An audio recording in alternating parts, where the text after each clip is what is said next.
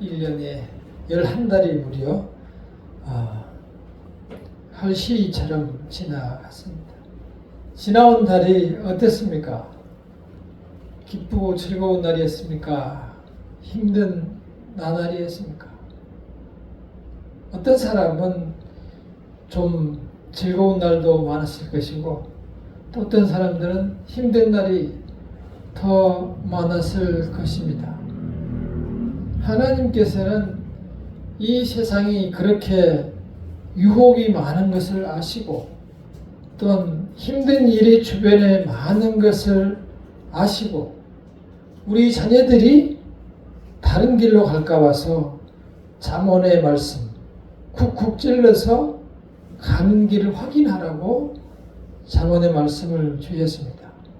우리는 비록 이 세상에 살아가지만 마치 내가 보기에도, 사람들이 보기에도 똑같이 세상에서 살아가지만 우리는 구별된 하나님의 자녀로 살기를 원하십니다. 그래서 이 말씀을 주시며 너희들은 하나님의 자녀라는 사실을 잊지 말라는 것입니다. 오늘 이 말씀 중에서 우리는 분노하는 사람과 동행하지 말라라는 그 말씀과, 또한 남의 보증이 되지 말라, 그 말씀을 중심으로 은혜를 나누고자 합니다. 먼저 24절을 함께 읽어보도록 하겠습니다. 24절 시작. 노를 품는 자와 사귀지 말며 울부는 자와 동행하지 말지니 그의 행위를 본받아 내 영혼을 올무에 빠뜨릴까 두려움이니라. 분노하는 사람과 동행하지 말라. 우리 주변을 바라보면 때로는 분노하는 사람이 있기도 하고, 또는 어떤 사람들은 잘 분노하지 않는 사람도 있습니다. 그러나 저는 지금까지 살아온 중에 분노하지 않는 사람은 단 한 사람도 보지 못했습니다. 그렇다면 우리의 삶의 주변이 얼마나 어려운 갈등들이 많을 것인가를 우리가 생각해 볼 수 있습니다. 오늘 말씀에서 노를 품는 자와 울분한 자, 이 두 사람은 잘 견디지 못하고 주로 사람들 관계 속에서 화를 잘 내고 분노를 잘 참지 못하는 그러한 사람들과 우리가 경계해야 된다는 것을 말씀해 주고 있습니다. 왜 그러냐면은 사람들 마음속에는 그러한 분노가 가득하면은 같이 있는 옆에 있는 사람들까지 평안을 빼앗아가기 때문입니다. 그리고 분노한 당사자는 본인은 아무것도 할 수가 없습니다. 때로 우리는 분노하는 일, 울분이 있는 일이 있으면 집에 가서 뜬 눈으로 밤을 새우는 경우도 허다합니다. 그리고 그러한 일들이 여전히 아직도 있습니다. 다른 사람이 참고 잊어버리라고 해도 그렇게 되지 않습니다. 왜냐하면 내 마음속에 그 분노가 가득하기 때문입니다. 그러한 사람의 옆에 있으면 나는 아무런 관계가 없다고 할지라도 내 자신이 불안해지고 내 자신의 마음속에 평화가 깨지고 내가 하나님을 만나기 어렵게 된다는 것입니다. 따라서 그러한 마음의 평화가 깨진 사람을 우리 스스로 연약한 우리가 붙들려고 해서는 안 됩니다. 그리고 우리가 만약에 그 사람들과 같이 합류하게 되면은 나와 있는 대로 우리는 올무에 빠지게 될 가능성이 아주 많습니다. 우리도 똑같이 그 사람과 함께해서 그 사람처럼 누군가를 심판하게 되고 그 사람의 올무에 빠져서 우리도 역시 화를 내게 될 가능성이 아주 많습니다. 우리는 그러한 사례를 주변에서 많이 봅니다. 옆에 있는 사람이 화가 났을 때, 분노했을 때 우리를 불러서 말합니다. 도대체 이해할 수가 없다. 어찌 저런 일이, 어떻게 저 사람이 저럴 수가 있냐. 미치겠네. 이런 얘기를 합니다. 그러나 그러한 상황을 보면은 우리는 생각해야 됩니다. 왜 이해할 수가 없어? 이미 일이 벌어졌는데. 그리고 있을 수 있기 때문에 그 일이 일어난 것입니다. 있을 수 없는 일이 일어날 수 없는 것입니다.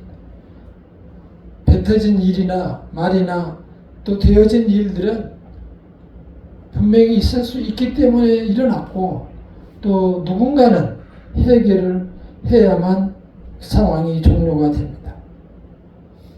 사람들은 자기가 당하고 나면 그거를 반드시 내 자신이 해결하려는 복수심으로 가득하게 됩니다. 그래서 우리는 이 세상이 참으로 힘들다는 것을 우리는 깨달아야 합니다. 하나님의 자녀는 적어도 이러한 일을 당했을 때 그 억울하고 분함을 하나님께 내려놓아야 합니다. 내 스스로 그 문제를 해결하려면 절대 해결할 수가 없습니다. 우리는 그렇습니다. 우리 스스로 어떻게든 내가 이것을 해결해야지. 그리고 직접 나서서 해결하려는 똑똑하고 잘난 사람들이 주변에 굉장히 많습니다. 물론 대부분의 사람들이 다 그렇습니다. 내가 뭘 잘못했는데 지가 뭐라고 그렇게 해가면서 반드시 내가 복수를 하려고 났습니다. 그러나 이 성경에서 말씀하시는 것은 그렇게 하면 그의 행위를 본받아 내 영혼을 올무에 빠뜨리는 올무에 빠뜨릴까 두렵다. 하나님께서는 그렇게 보고 있습니다. 그럴 때에 우리는 사냥꾼의 올무에서 새가 빠져나오듯이 노력하고 애써서 빠져나오려고 해야 합니다. 그런 지혜를 가져야 합니다. 우리는 그러한 상황을 살아가면서 수시로 접할 때마다 내가 하나님의 자녀라는 사실을 결코 잊어서는 안 됩니다. 그러한 억울하고 괴롭고 힘든 상황을 접했을 때 성도들이 참지 못하고 하나님께 내려놓지 못하면 밖으로 나가서 돌게 됩니다. 지금 정치를 한다고 견디지 못해서 많은 성도들이 교회를 떠나서 광장으로 돌아다니고 있습니다. 어렵고 힘들고 내 생각으로 이해할 수 없는 상황이 많으면 성도들은 그 판단과 심판을 하나님께 맡겨야 되는데, 내가 직접 해결하겠다고 하나님께 예배드리는 일을 제껴놓고 광장으로 나가고 밖으로 떠들게 되면 내 자신은 영원히 하나님을 못 만날 수도 있습니다. 그 사람들은 본래 교회에 있었던 사람들입니다. 교회에서 성실하게 하나님의 일을 하다가 그러한 상황을 만나서 분노하는 상황을 접해서 이제 그 분노하는 상황을 견디다 못해 하나님의 성전을 떠나서 광장으로 나가게 되는 것입니다. 그러한 경우가 바로 이렇게 오늘 25절에 나와 있는 대로 그의 행위를 본받아 내 영혼을 올무에 빠뜨릴까 두려움이라. 세상을 본받아서 나의 영혼이 올무에 빠져서 이제 헤어져 나오지 못하는 하나님 보시기에 두려운 영혼이 된 것입니다. 우리 인간들은 결국은 그러한 환경에서 혼자 힘으로 도저히 헤쳐나오지 못합니다. 내 자신도 하나님께서 봤을 때 죄인인데, 죄인들이 가득한 세상으로 나가서 내가 그 세상을 해결하고 화평을 만들겠다. 예수님께서 십자가로 해도 해결되지 않았어요. 그걸 어떻게 우리가 가서 아무런 공로 없이 세상을 바꾸겠다는 거죠? 불가능하네요. 그렇게 해서 될 일이었으면 이 세상에 전쟁이 하나도 없고 사람들 사이에 갈등이 하나도 없고 우리나라는 웃음꽃이 활짝 핀 나라가 됐어야 맞아요. 교인이 1000만 명이 되는데. 그래서 우리는 불가능한 일을 내 스스로 해결하려고 하다가 결국은 이제 내 자신까지 올무에 빠져버리는 그러한 상황에서 살아가고 있는 것입니다. 어려운 일, 내 자신이 이해할 수 없는 일, 그리고 분노가 가득한 일이 있을 때는 하나님 앞에 와서 울든지 하나님께 해결책을 강구하고 하나님께 심판을 요구해야 합니다. 다윗이 시편에 보면 다윗 왕은 그러한 적이 내 앞에서 올무를 놓고 기다릴 때에 수없이 하나님께 적들을 벌해달라고 엄벌을 해달라고 하나님께 요청을 했습니다. 우리 모두를 지키고 우리 모두를 바라보고 기도하는 하늘의 영들이 있어요. 그 영들이 우리를 위해서 기도하며 하나님께 아뢰고 구하기 때문에 우리는 하나님께 내려놓고 살아가야 합니다. 그래서 하나님께 의지를 하라는 것입니다. 그것을 의지하는 믿음을 우리가 틀림없이 확신을 가지고 키워 나가야 합니다. 두 번째는 빚의 보증인이 되지 말라. 26절을 함께 읽어보겠습니다. 시작.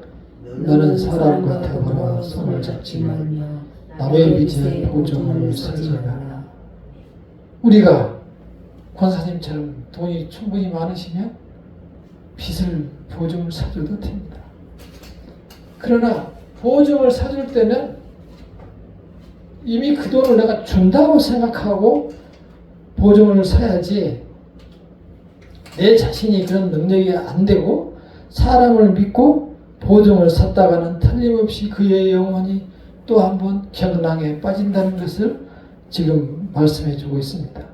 이미 수천 년 전에 하나님께서 성경책에 이렇게 보증을 세우지 말라고 했는데도 우리나라는 보증이 엄청 많았어요. 그래서 IMF 때 기업이 힘들어서 온 세상이 난국에 빠졌을 때 수많은 사람이 회사에서 쫓겨나고 수많은 가정이 파탄이 돼서 분리가 되고 어떤 사람들은 그 남의 빚 때문에 자살하기도 하고 그런 경우가 정말 많았습니다. 그게 왜 그렇게 되냐면은 이 연대 보증이라는 것은 저 사람이 빌려가는 것을 바로 내가 갚아야 돼요. 저 사람이 갚지 않으면 이유 없이 내가 갚아야 돼요. 다른 거 다 필요 없어. 왜 저 사람한테 받지 나한테 받는? 저 사람이 안 내니까 당신한테 받는 거예요. 그래서 바로 내가 돈을 내야 되는 거예요. 너무 그게 패단이 크고 많은 피해를 주기 때문에 지금은 법적으로 없애버렸어요. 보증서는 것은. 특별한 경우 외에는 없애버렸어요. 이치적으로 안 맞잖아. 그런데 우리 사회는 그러지 못했어요. 유교적인 문화가 있고 보증을 샀다는데 안 써주면 저 사람 보기와 틀리네. 거리한 사람 못 되네 하고 그래서 이상하게 쳐다보는 그런 문화가 유교적인 문화가 있었어요. 그러다 보니까 굉장히 보증을 많이 섰고 그로 인해서 많은 문제가 생겼습니다. 하나님께서는 그걸 아시고 이러한 말씀을 우리에게 주신 것입니다. 아마 살면서 지금까지 살아오시면서 많이 겪어봤을 거예요. 돈을 빌려주거나 보증을 해주고 빨리 갚아라. 그러면은 그쪽에서 뭐라고요? 갚아야지. 꼭 갚을게. 걱정하지 마. 그 안 갚습니다. 한참 있다 또다시 이렇게 불러가지고 전화해서 빨리 갚으라고 얘기하면 갚을게. 반드시 갚는다고. 근데 돈이 없다고. 그 말이 맞죠. 있으면서 안 갚겠어요? 그러나 그 사람 역시 받을 돈을 받지 못했기 때문에 자기가 받기로 한 돈을 받지 못했기 때문에 갚지 못하는 거예요. 그게 무엇을 의미해요? 이 세상에는 그렇게 약속을 지킬 수 없는 사람들이 쫙 깔려 있는 거예요. 그래서 어느 한 고리가 문제가 생기면 연쇄적으로 다른 사람들이 피해를 보고 있는 겁니다. 그 중에서 교인들은 또 다른 사람을 도와야 하기 때문에 마음이 약해서 잘 빌려주고 보증을 잘 서주잖아요. 그래서 더 많은 피해를 보게 되는 거예요.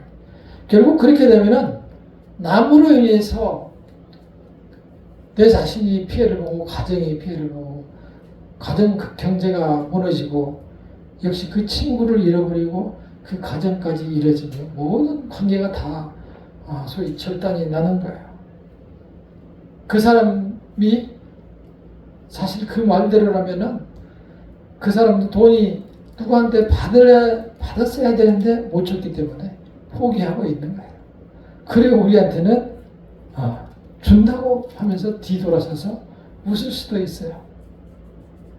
결국은 그러한 사람 관계가 깨지고 신뢰가 깨지는 것을 하나님께서 아시기 때문에 악한 사람들이 중간중간에 깨어있다는 사실을 알기 때문에 보증을 서지 말라는 거예요. 보증을 서면 결국 돈 잃고 가정 잃고 친구 잃고 다 잃게 되고 내 가슴도 무너져서 쓸쓸한 인생을 살아가게 되는 것입니다. 그래서 하나님께서는 우리에게 이렇게 살아가는 방법을 말씀해 주시고 있는 거예요. 정말 고맙기 짝이 없습니다. 이러한 말씀을 들었을 때는 우리는 그 말씀을 마음에 새겨야 합니다. 우리가 17절과 18절을 함께 읽어보겠습니다. 시작. 너는 귀를 기울여 지혜 있는 자의 말씀을 들으며 내 지식에 마음을 둘지어다. 이것을 내 속에 보존하며 내 입술에 함께 있게 하면 아름다우리라. 하나님의 자녀는 하나님의 말씀을 귀를 기울이고 그 말씀대로 살아내도록 노력해야 합니다. 여기에서 입술 위에 있다는 얘기는 계속 내가 그 말씀을 묵상함으로 인해서 언제 어떤 상황에서 누구와 친구하고 만나서 이야기를 하든 그러한 또 우리가 상황에 처했을 때 이 말씀이 생각이 남으로 인해서 우리가 그런 죄의 사슬에 엮이지 않도록 해주는 것입니다. 우리가 수없이 이런 말씀을 들었지만 우리가 자꾸 그러한 세상 유혹에 빠지는 것은 말씀을 마음에 새기고 살아가지 않기 때문에 하나님으로부터 멀어지고 축복의 길에서 멀어지는 것입니다. 따라서 우리는 지금 성경 말씀도 이렇게 읽고 있지만 성경 말씀을 들을 때 틀어놓고 설거지하며 들으면서 듣지도 못하고 자다가 또 켜놓고 자면서 잠들어버리고 이렇게 해서 성경 읽기가 제대로 안 되는데요. 성경 읽기 할 때도 귀를 기울여서 듣고 그 중에서 한 말씀이라도 내 말씀에 마음에 새겨서 그 말씀을 하루를 두고 살아가게 되면은 매일매일 내 자신이 마음속에 평안을 누리게 됩니다. 하나님의 말씀은 살아있고 생명력이 있어서 우리의 심령 골수로 쪼개고도 남는 힘이 있어요. 무엇보다도 하나님의 말씀을 내 마음에 두게 되면 내가 성결한 삶, 거룩한 삶을 살게 돼서 내 마음이 거룩하게 되고 그 말씀을 따라 살아가게 되면 하나님의 능력이 거기에서 나타나요.